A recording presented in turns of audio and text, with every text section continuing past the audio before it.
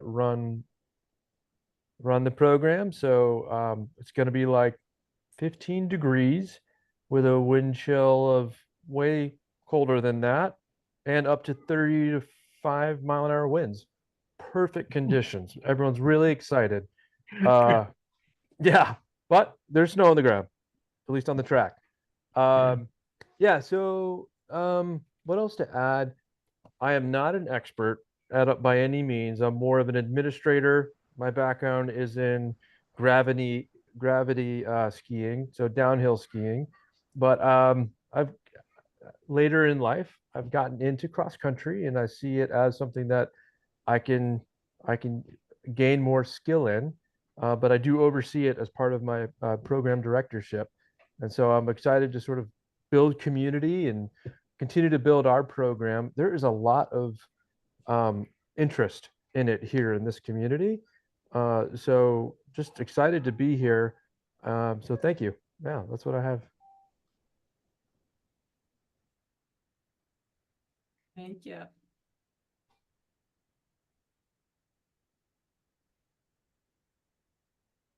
What do we miss here? Scott. Hi, I'm Scott Porter, T4 Para, here in Orlando, Florida, just 100 feet above sea level. So we got a great terrain for Nordic skiing, but not the sufficient lubricant to allow it. I have perfect attendance in all these calls. I'm sort of the Ellis Island for adaptive sports here in Central Florida. I run a lot of clinics and invite various people in to demonstrate their sports. I got some relationships with gyms and places. So hot or cold, rain, whatever, we can do our sports. And if it's nice, we can kick open the door and go outside. But not likely to have a Nordic skiing clinic here in Orlando, but I'll keep my perfect attendance record going by at least attending. So. Well done. Thank you. And I'm gonna also throw in, oh, Josh, you put in the chat their website. Great. A Move United PDF to just give it's just some basic information about Nordic skiing and equipment options and fitting and sizing. So if anyone wants to take a look at that, but I'll pose a general question for the group. I guess if someone's just looking to begin Nordic skiing, how do they start? And where's the best place to go or reach out to and get a sit ski maybe?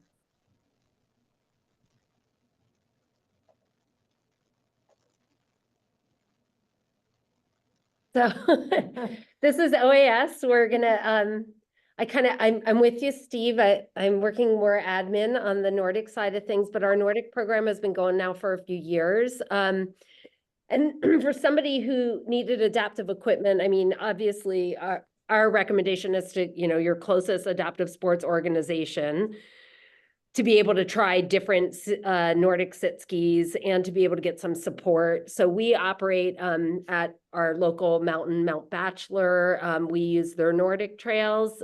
We do that because our Alpine program is at Mount Bachelor, but also we're close to restrooms, ski patrol, all the things that, one might need as opposed to just room tracks. We can find out the conditions before we head out. So, and transportation. So there's a lot of reasons to potentially start, I think, in area to gain some of the skills that we're looking for in a little bit more of a controlled environment. So that would be our recommendation, I would say. Yeah. Definitely. And I think our strength as we've gone forward has been with guiding our athletes with visual impairments. And we've slowly been building our fleet of sit skis. And we're also trying to add a slider at this point, and just trying to grow and expand opportunities for all the athletes that want to join us. And we also, with that, we also offer snowshoeing at the same time. So if we have an athlete who wants to come and is just not quite sure where they're at yet with that, we can put them in some snowshoes and send them out as well. But learning, especially how to navigate the sit skis, our Nordic Center is kind of tricky because to start out, you have to go downhill, Yeah. even to get to the beginner learning flat areas. And so just learning how to get our athletes that are in the sit skis down the hill to get started so they can practice has been a bit of a learning curve, but we're figuring it out. Mhm. I'd like to chime in here. Again, this is Paul from Northwest Wisconsin. I'm a unique skier. I'm a stand-up spinal cord injury Nordic skier, and I've been spending, let me just put it this way, I did my rehab at Craig Hospital in 1979. There was a hiatus of 45 years before I returned back. And since I returned back, I asked one question to Donna Goldberg, who is the therapeutic rec there for 40 years. I said, how many Nordic stand-up spinal cord injury skiers have you seen? And she says, I don't know. I have never seen anybody that stands up skis. So I started a search, Craftsbury, Green Mountain, Adaptive Skiing. I haven't talked to Oregon. I'd be love to talk to you. I've talked to Wisconsin, Minnesota, Michigan. Nobody's ever heard of a skier like me. A lot of folks have suggested a slider, but that's not the way I ski. And I'm looking for something not just for myself, because my wife and I volunteer at the American Birkebeiner in Hayward, Wisconsin, big Nordic ski race, international. And they do have a pair of Birkie. I didn't know that. I've lived here almost, I didn't know it. They started in 2016. They have an average of about 8 to 12 participants a year. And I asked them, how many stand-up Nordic skier have you had? And they said, talk to Ski for Light. Talk to Ski for Light. They invite me to come out to Provo, Utah, but I'm not stable enough to help a blind person yet. So I can get my own style skiing. I ski anywhere from 3 to 5 kilometers a time, though I can go up to about 10. The pair of Berkey race is only 3.7 kilometers. And I petitioned to them, can I do 10K? But I can't make the distances, so they'll pull me off before then. So I'm pretty active, and I don't think if there's some kind of adaptive crutch adaptation that can provide more support going up and down hills, I'm excited to work with somebody. And I think that it has applications for beyond just spinal cord injury. It might have adaptations for people who are early stages of MS or ALS or cancer patients who have leg issues. I don't know if anybody out there in their programs have ever had a person that does stand-up skiing, but obviously has physical limitations. So that's what I'm kind of seeking out.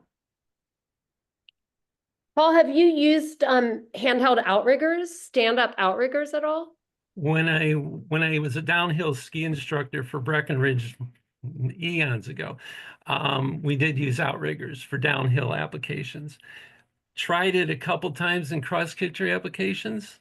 It's too heavy. It's not compatible for the area. So I use just regular ski poles, and I've had AFO braces for my lower legs for years, 45 years. But I had a brace person who had some spare parts around, and about 10 years ago, we created a carbon brace that gives me a lot more support, and it was life-changing. I went from a beginning skier to an intermediate skier just with the brace. But I'm still putting I have worn out both CMC joints because of how much pressure I put on the ski poles. And I didn't even consider racing ever, but I am doing the Berkey race, and I'm in my late 60s, so I'm not going to have a long career here. I really want to try to find new adaptive equipment that other young people, as they come in, who might be incomplete.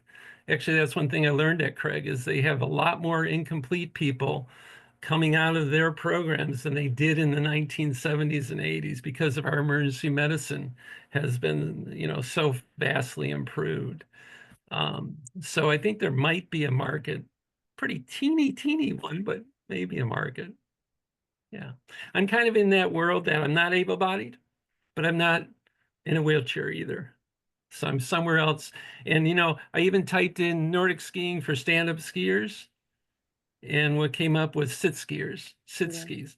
And I'm going to try that someday, but not yet. So Paul, that's my story. have you tried the ski slider? No, but It it is, work for you. it probably would not work. It doesn't look independent enough for me, for one thing. I probably I couldn't see. even, I'd have to take the whole thing apart with my little teeny car I have. My skis fit in there very well. I did look at videos. I've been looking at videos. And it's just, it's not applicable to what I'm looking for right now. Mhm, mhm. Yeah, it's pretty cumbersome. But we just got one at Craftsberry, and Yeah. it's So that's, yeah. adjustable, but it's heavy. Yeah, I did ski at Craftsberry Christmas of 2023, but there was no snow. It was more Yeah. ice. Right. But that's what we have. We lost all our snow over Christmas. I'm going to the UP to do some training. There's some little bit of lake effect snow in Lake Superior, so I'll be out. They'll be my 12th time this year already. So I'm getting excited to go do it. I'm going to go do it. I've been skiing like this for 45 years, so I can do it. It's just not pretty. I get a lot of people stopping me saying, "Are you okay, sir?" Yeah. Yeah, I'm fine. Mhm. I just look funny. So For I would those say that that's a don't know, could someone describe what a slider is? Yeah, I can. It's not quite a walker. It's bigger than a walker, like how you see a regular walker that people use in old, in various situations.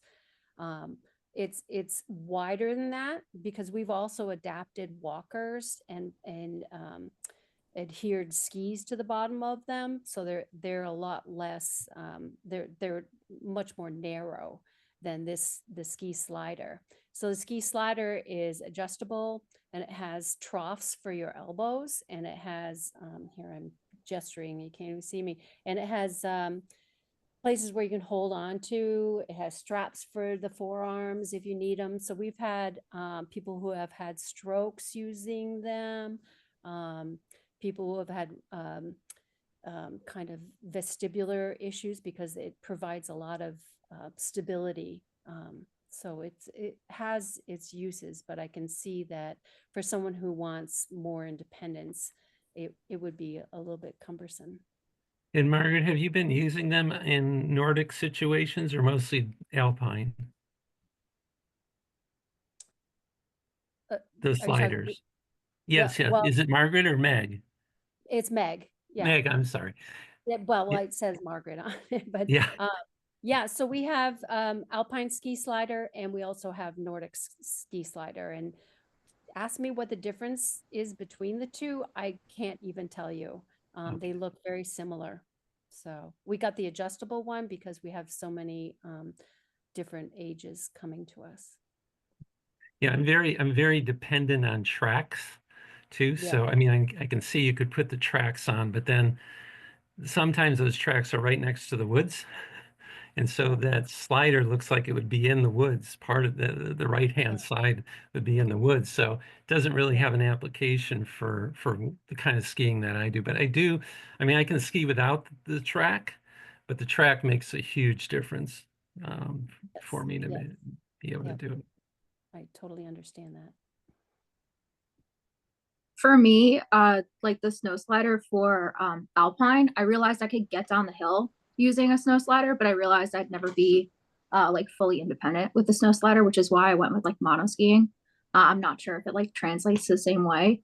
But yeah, I kind of get that struggle. It's like and a piece of equipment like works, it's like, okay, I can like do it with this, but it's like, can I reach a higher level with this piece of equipment? And that's kind of like a fine line to walk. It's like, okay, like, yes, I can use the snow slider, but what's going to get me to like the next level of possible like independence?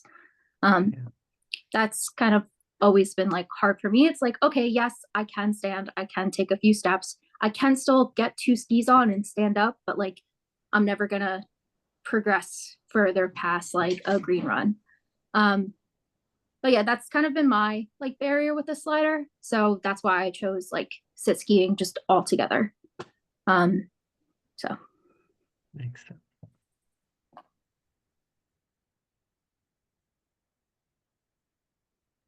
I will say, for those of you going back to the question initially, like you want involved in Nordic skiing, or we're looking for where you could locally, I know, checking out your local Nordic Center or Nordic Lodge.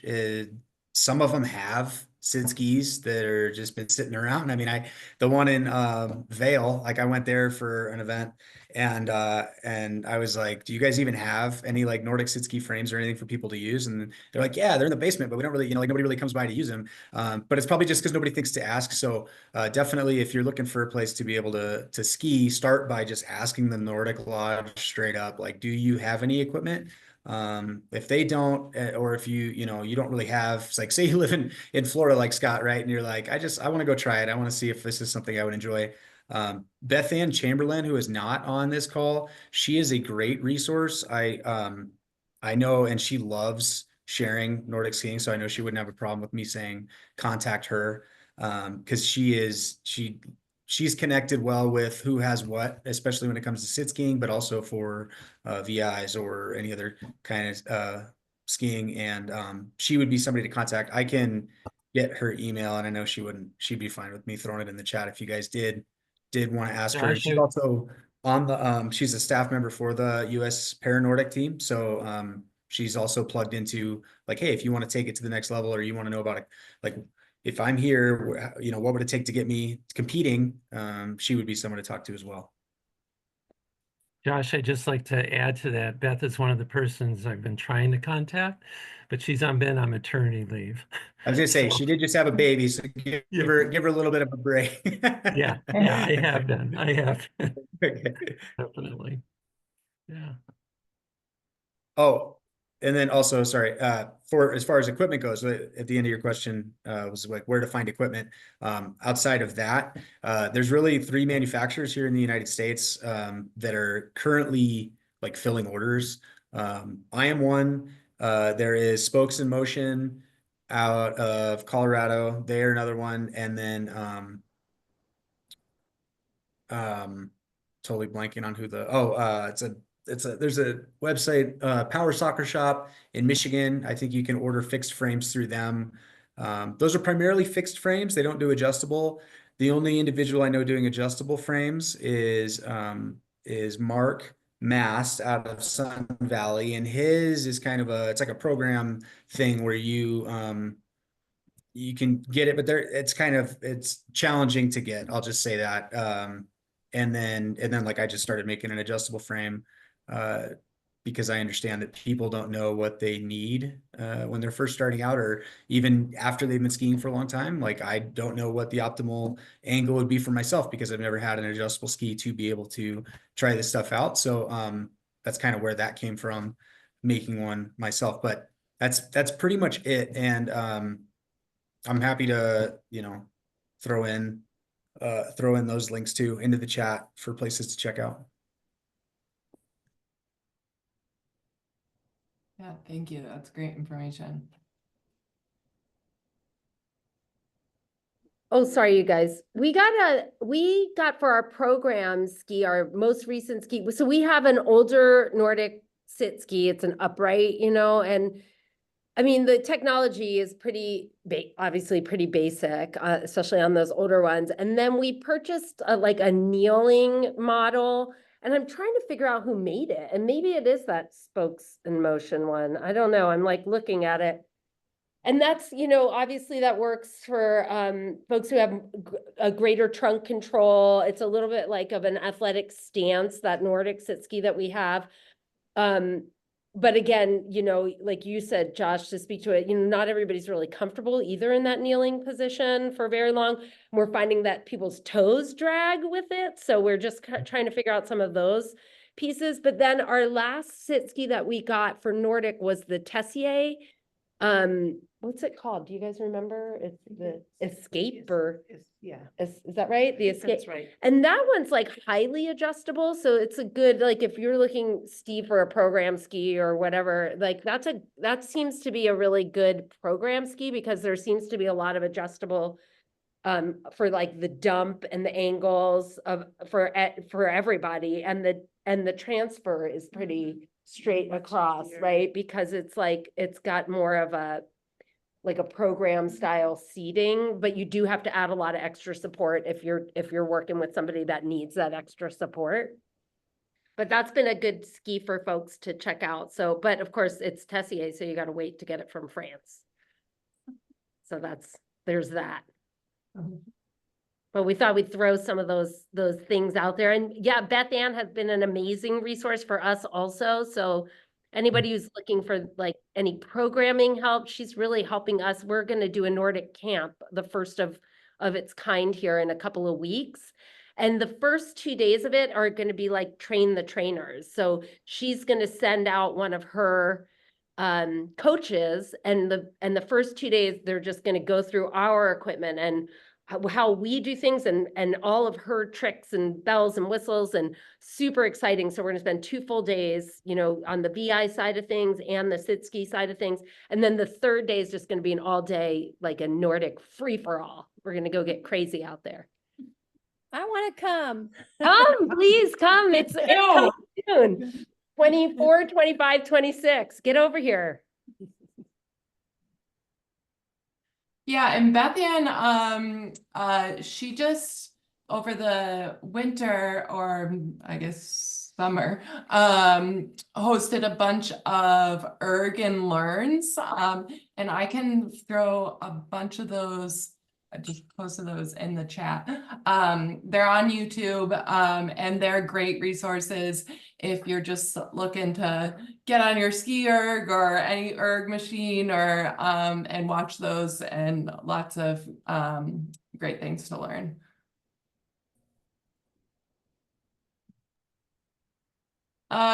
Deb, you are back. Do you want to introduce yourself? Hi. Can you guys hear me okay? Great. I'm Deb. I work here at the Weston Ski Track in Boston, and I'm at work right now. So I'm so sorry that I've had to be so in and out.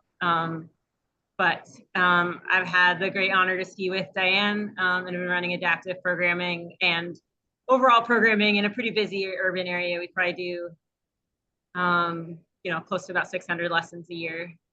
So we stay pretty busy here in Boston. Deb, can you talk about a few of the sit skis that you have? E Nappy just privately messaged me saying, "Do you guys have sit skis? I'm in Boston." And I'm privately messaging back saying, "Emily, thank you. Emily, yes, we do." And they're all at Deb's facility right now. So can you just quickly highlight some of the sit skis that you have? Sorry, I'm just running away from the noise. Yes, we have quite a few sit skis. To be quick, some are owned by Universal Access, which is a state-run adaptive program on state parks in Boston, and some are owned by the Weston Ski Track. And maybe Waypoint owns a few as well. But we have the Nielsen style kind of US Paralympic skis. If you've done a program with Beth Ann or Ski Spec, you've seen those. We also have the Mark Mass, the Raptor. Are you guys familiar with that? It is the absolute best program ski. It's the one that Diane uses. So I can let Diane speak to it herself. But in terms of an adjustable program ski, it's incredible. It's like 100 times lighter than the Tessier SDF, which we also have, and much easier to adjust. And a whole bunch of other setups that are even more supportive, like the ski version of the Hippocamp, and kick sleds and all sorts of other stuff. Happy to talk more if you want. Thank you. Yeah, that's great. Yes, I can't wait to get back out there with you, Deb. I'm super eager. I had an injury this past September, so I was a little under the in recovery mode and lots of OTPT, but I am back, so I'm ready to get out there. I'm always up in Boston. My best friend works at BMC, so I will hopefully be checking you guys out. Yes, Awesome. let's ski together. Yes.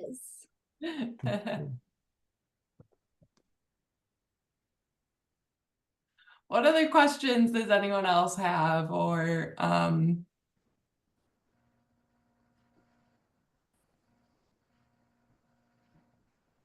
Josh, how did you get started with racing, and what was that like? Yeah, so I currently living in Boise, and when I moved there back in 2020, I went to CAF camp that was in Sun Valley, and I tried out Nordic skiing because I had only done sled hockey to that point. Well, and then like some triathlon, but as far as like winter sports, it was just sled hockey. So I started doing that, and that's actually where I met Beth Ann, who kind of plugged me into the next steps, traveling to Utah, to Soldier Hollow to race there, Bozeman to race there, and then West Yellowstone, where I'm at right now. And you know, there's always sit ski nationals in one of those three places, it seems to be lately. And then biathlon nationals as well, I think is in Bozeman this year. All of that information is on the US Paralympics, the Nordic website. I don't remember exactly which one where that falls under in terms of like which website, but if you just type in like USA Paralympics Nordic skiing, it should be somewhere, and there's a ton of information about what races there are, to be able to see if there's anything close to you that you could make it to. But then usually it's just getting out, skiing as much as possible, getting a ski erg, so like a Concept 2 rowing machine, but it's flipped up so you can use it for skiing, or you know, to try to simulate skiing. And hey, there it is. Yeah, right in the background. Perfect. Oh, sorry. I guess nobody, I don't know. Everybody's looking at me, but Diane has one in the back of. There it is. Yeah. And then just, you know, spending time playing with that equipment. The more I've been doing this, the more I've found that equipment does play a huge role. And if somebody is frustrated or having a hard time, it's not always their ability. And usually it's tailoring the equipment to the ability level. There's also been a lot of advances in binding positioning, being able to move bindings on the frame, whether that's the like block system that I sell that had been started being used by a couple different people. And it's essentially, it slides into the rear, like you take that IFP plate, or it slides in that IFP plate on the back of the Nordic ski, and then you lock in the front. And what that does is it allows you to move the binding and adjust the ski front to back on the rail, which, you know, I was working with a higher spinal cord injury lady, and she was like, I just can't feel like I can turn. First thing I noticed was that the skis were too stiff. So she couldn't turn because the tips and the tails were essentially driving themselves into the snow, and she was just kind of high centered on this thing. So we swapped those out. And then when she said she was still having issues, we looked to where was her weight distributed on the, like, where was she sitting on the skis. So we moved her back a little bit, which meant that the tips were a little lighter. So then she could do the windshield wiping kind of motion on the snow, which in turn, as she was moving, allowed her to be able to maneuver easier. So it didn't have anything to do with the fact that she was a higher spinal cord injury. It had to do with the way that her equipment was set up. So if you, for those of you running programs, if you come across someone that's just super frustrated and like, I just can't do this, it's like, well, hold on, let's take a look at a couple things and see what we can change to help you.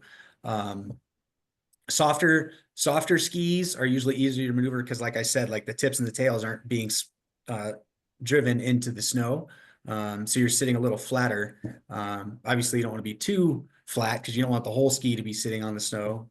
But that was a big thing. And then railing position, like if you are able to move the rails, I like to think like you don't want to move them too far back because then you could get squirrely at higher speeds. But you do want a majority of the weight to just be a little further back, if possible. So I don't really know how I got from racing into that, but it's a lot of fun. It's a great community. I will say, if anybody has any sort of competitive drive, this is the one sport where I feel like we all compete hard and we all want to beat each other, but we're also cheering for each other at the end of the day. So it's been awesome. Thanks for sharing. That was really helpful.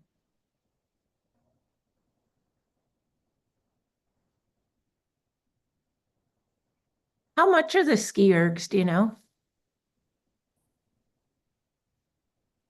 I think around 1,000 or maybe even a little under. Oh, over. No, I was saying, I think it is around $1,000 or Okay. yeah. And then make sure if you do get a skier, make sure you ask for the longer extension or like the longer cords on the skier. Otherwise you'll like get to like your chest level when you're sitting and Oh, it'll start no. to bottom out. Yeah. And get the wider base. Oh, If you're in a wheelchair, because you want to be Yeah, able I to am. roll up into it. The standard base is way too narrow. So Got yeah, it. yeah. Oh, I Yeah. didn't even know that was an option. I have mine mounted on my walls or the wall.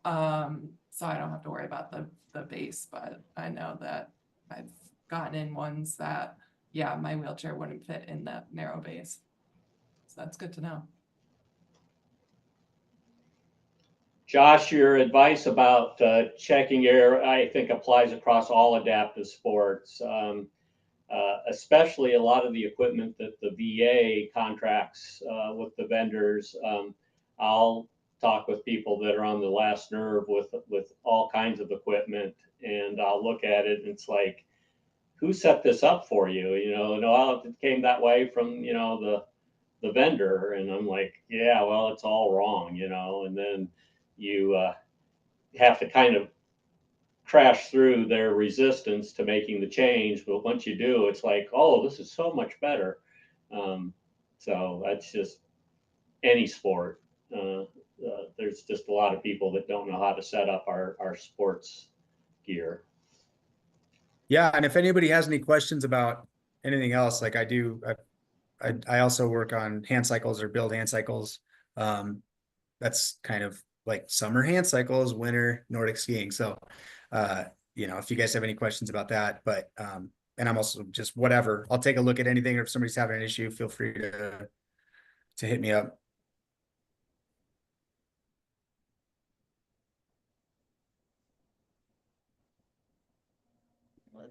Careful what you throw out there, Josh. We might be calling you in a week. I just texted Kip. I Yeah, said, I'm hanging out seriously. with your Oh, buddy. good. Right Yeah, on. Kip and I used to hand cycle in Portland when I lived there. And I mean, now I'm over in Boise, so I'm still not too far away, but, Okay. and actually I was going to say, I did ski in Bend, and we were down in that, like, I feel like one of the days we entered in down by that little track circular thing, instead of taking the big hill to get down. It was like a park and ski over there. I don't know. I thought about that because that hill is really kind of sketchy, especially when it's icy in the summer or like at the end of season. Yeah, I remember that. They could have parked around the back? I don't know, in the winter, I don't know where you No. would park. In the summer, when the road's open, or not in the summer, but spring, you can access it by parking there, but I'm not sure that would be the best plan in the winter. We actually end up tethering some of our athletes down that hill. Some, Yeah. yeah. Cause it's, Yeah, I hit those rollers. I dropped in and then I came down and I hit the rollers before I knew they were rollers. And I was like, whoa. yeah, it's even for some of our beginner two trackers, they're like, whoa. So we walked down with them. Yeah. Yeah. Not the best design.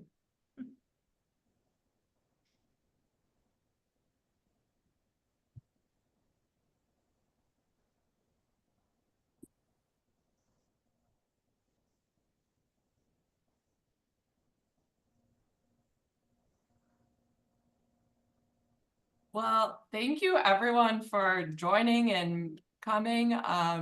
This was a really great conversation, and thanks for everyone for chiming in. We also have we want to get just some feedback on how these Active Project Lives are going. So I'm going to pop in the chat this little Google form.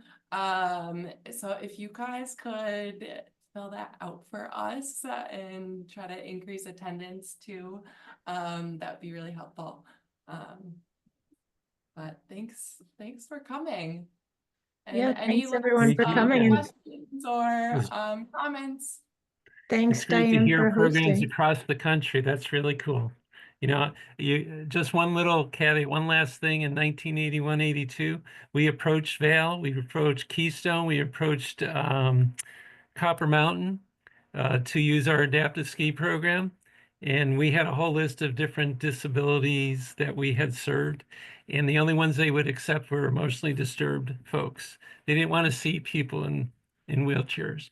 That was 1979, 1980, or 1981, 82, and 83. I think it was 82 that I was part of that team, and we were pretty disheartened.